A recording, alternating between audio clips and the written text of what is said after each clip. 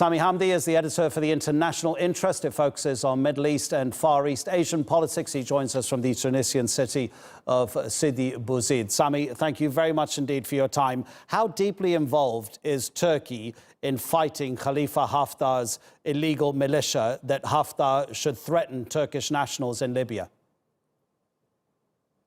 Libya is a battleground for the different foreign powers, whether that's the UAE and Egypt on one side or Qatar and Turkey on the other side, with France constantly changing sides. Today, it seems to be with Haftar, with the Italians backing Tripoli, so they're on the side of the Turks and the Qataris, and the US only getting involved insofar as it affects the oil price. The extent of the involvement is always up for debate.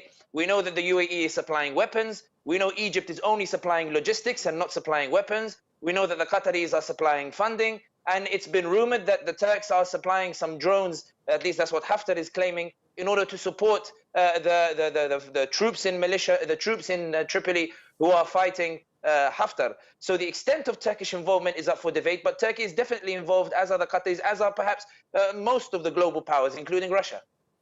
What's the diplomatic resolution? What's likely to be the best way forward? The internationally recognized government has offered talks to all sides except those who regard force as the way forward, which means presumably Khalifa Haftar is not going to be invited to any talks, any mediation.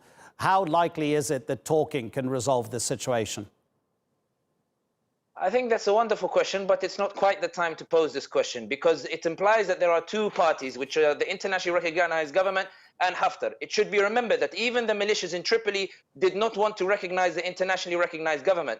Sarraj had to enter Tripoli by sea, and the UN had to smuggle him in because the militias were waiting for him on the shore to make sure he doesn't turn up. Likewise, the tribes in the east do not all recognize Haftar. So there are multiple parties here that are at play. The UN negotiated this internationally recognized government, but they forced it onto the Libyan factions. So both Haftar and the other side didn't recognize them. If we're talking about the diplomatic resolution, there have been many attempts. There was the Paris conference where the French were the first to invite Haftar to the table, much to the anguish of those in Tripoli and the internationally recognized government.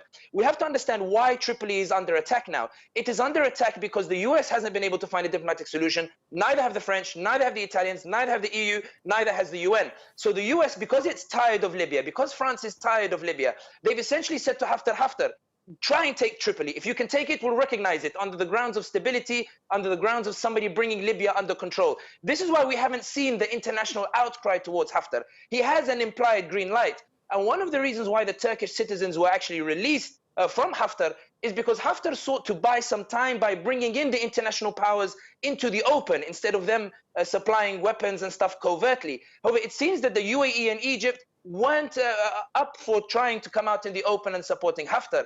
Neither were the US, neither were the French. So Haftar was forced once again to release the Turkish citizens because he was probably under pressure from his own allies. In short, it's not about whether we can find a diplomatic resolution. The problem is until we speak about Libya as it is, which is more than just internationally recognized government and Haftar, we won't be able to find a diplomatic resolution because Sarraj can't keep his militias under control and Haftar can't keep the tribes under control. This is one of the real issues. This is what has caused the problem in terms of finding a solution.